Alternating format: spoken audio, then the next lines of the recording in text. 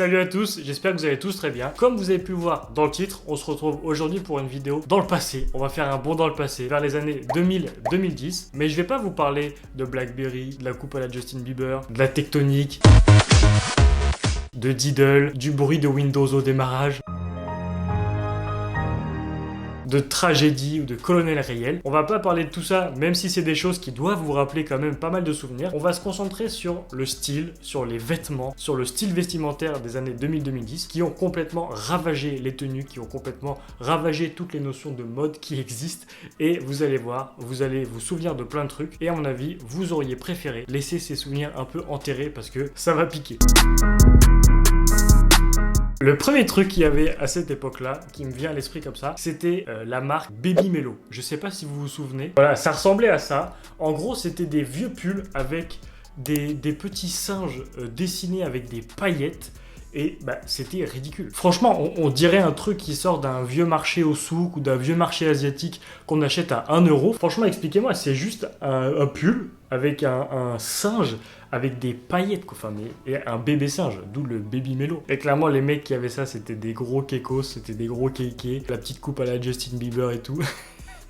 Moi, clairement, j'ai jamais eu ces conneries. Heureusement que ça a disparu aussi vite que Bolt sur 100 mètres. Voilà, Bolt démarre, la marque apparaît. Bolt finit 9 secondes plus tard, la marque a disparu. Et même si vous allez sur Internet, je vous assure qu'il n'y a pas énormément de photos. À mon avis, ils ont voulu tout supprimer de leur mémoire, un peu à la Men in Black, là. Ils ont voulu un peu tout effacer parce que c'était n'importe quoi. Ensuite, dans le même délire, mais là, c'est pareil, n'importe quoi. C'est la marque Eleven Paris. Là, peut-être que ça vous dit rien, mais si je vous dis Life is a joke, non, toujours rien. Et si je vous dis un personnage connu avec une moustache dessinée sur son doigt, mais n'importe quoi. Bruh.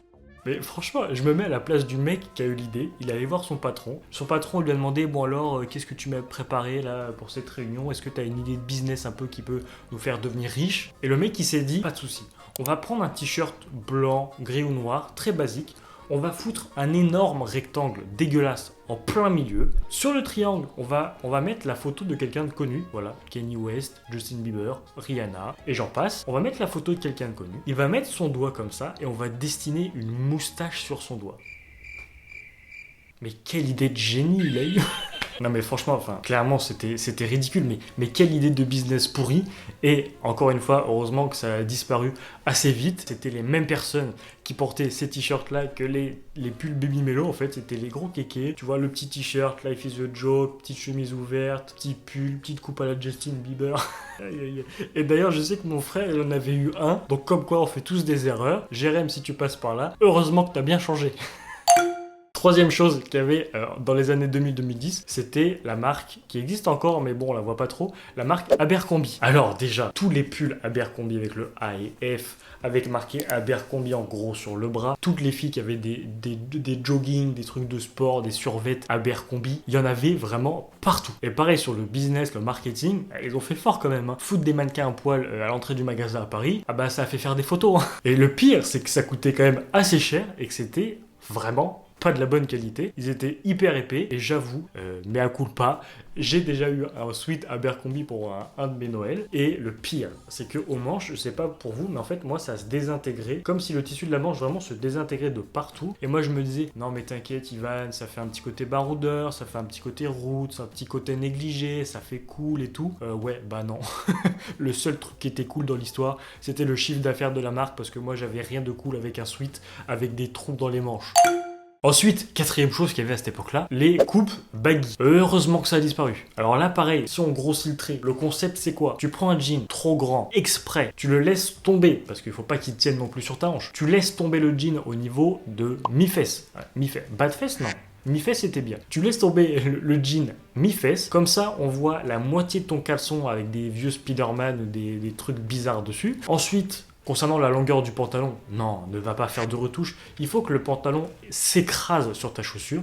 Il faut que ton talon touche le sol. Il faut que tu marches sur le jean quand tu marches, en fait, tout simplement. Et genre, ça fait cool. Mais waouh. Et après, t'avais tous les darons qui disaient « Hey les jeunes, vous avez chié dans votre froc !» Les blagues des tontons, les blagues des darons, pire blague ever. Ensuite, cinquième chose, les Canada Goose. Bah oui, les Canada Goose. Les grosses doudounes énormes que certains pouvaient se permettre d'acheter. Moi, j'avoue, j'ai jamais eu de Canada Goose. Après, oui, ça tient chaud. Mais quand on voit comment c'est fait, je préfère trouver ça ailleurs. Hein. Voilà, j'ai vu juste une photo avec tous les renards qui étaient pour faire justement les petites fourrures. Heureusement, il me semble que maintenant, ça a un peu changé. Mais tout de même, c'était un peu abusé. Heureusement que tout le délire des fourrures, tout ça, c'est un peu disparu. Donc heureusement, c'est mieux de passer sur du synthétique pour le coup. Mais pareil, les Canada Goose, tout le monde avait. Et le pire avec les Canada Goose, c'est que quand il pleuvait, la fourrure là qui était toute mouillée, là, ressemblait à un vieux chien mouillé, ça puait la mort.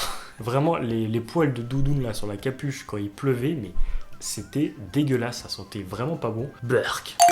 Ensuite, sixièmement, je sais plus exactement où on en est, mais là c'était plus pour les filles, c'était les bottes Hug, les grosses bottes là, les grosses bottes d'hiver un peu en moumoute camel là. Ça pareil, les filles qui portaient ça, c'était que des petites pestes. C'était vraiment des petites pestes. Et le cliché total de la peste, c'était quoi? Les boots Hug avec un petit leggings, pourquoi pas Abercrombie, avec une grosse Canada Goose qui faisait une tenue, une silhouette dégueulasse. Et ça, c'était le combo parfait de la petite peste. Donc, petite dédicace, si vous passez par là, à toutes les filles qui portaient ça à mon lycée. J'espère que pour vous, que c'est du passé. Ensuite, on avait quoi? Petits accessoires, petits bracelets, les Shambhala. Les Shambhala, c'était quoi? C'était un vieux bracelet avec des boules dessus. C'est tout. C'était ça le concept. Franchement, c'est un bracelet qu'on aurait pu trouver sur le marché. Je sais même plus en fait d'ailleurs où exactement on a acheté ça. Mais un peu les mecs kékés, ouais, ils étaient à la mode, t'as vu, ça vient de Paris, Zarma, j'ai un Shambhala et tout. Mais franchement, c'était moche. Les perles, elles étaient énormes, c'était vraiment pas joli. Et voilà, franchement, j'ai absolument rien compris à ce délire. On aurait dit un grand cours de mathématiques, vraiment, j'ai rien compris.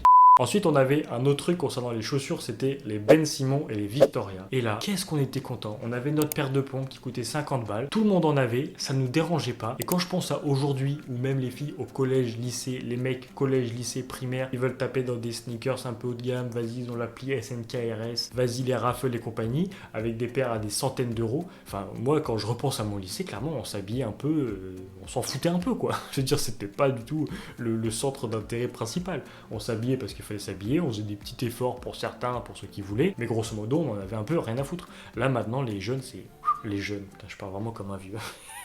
Les gens qui sont au lycée actuellement, c'est pas le même délire. Voilà, ils attachent une importance particulière à leurs souliers. Mais nous, clairement, avec nos Victoria, nos Ben Simon qui avaient à peu près une semelle de 1 cm maximum, on était vraiment très contents. Moi, ce qui m'intéresse aussi, c'est quelles leçons on peut tirer de tous ces changements, toutes ces évolutions. Qu'est-ce qu'on peut en conclure? Ce qu'on peut en conclure, à mon avis, ce que moi je pense, c'est que quoi qu'il arrive, quoi qu'on fasse, il y a des gens qui vont pas aimer, c'est normal, mais pire que tout, quoi qu'on fasse, il y a des gens qui vont apprécier, il y a des gens qui vont aimer, il y a des gens qui vont acheter, et pire que ça peut même être stylé ou à la mode. Donc, servez-vous de cette leçon. Si jamais vous avez envie de faire des choses, dites-vous que quoi qu'il arrive, il y a des gens qui vont pas aimer, mais quoi qu'il arrive, il y a des gens qui vont vous suivre. Évidemment, j'ai pas pu parler de tous les vêtements, de toutes les modes, de tout ce qui se passe un peu, tout ce qui s'est passé dans les années 2000-2010. Donc, si jamais dans votre lycée, il y avait des modes particulières, des trucs particuliers, des vêtements un peu spéciaux qui vous reviennent en tête comme ça, avec plein de souvenirs, n'hésitez pas à dire tout ça dans l'espace commentaire, je pense que ça peut être rigolo. J'espère que la vidéo vous a plu. Si c'est le cas, n'hésitez pas à la liker et à vous abonner à ma chaîne pour ne rien rater avec la petite cloche des notifs. Moi je vous dis à la semaine prochaine dans une nouvelle vidéo. C'était Ivan, salut!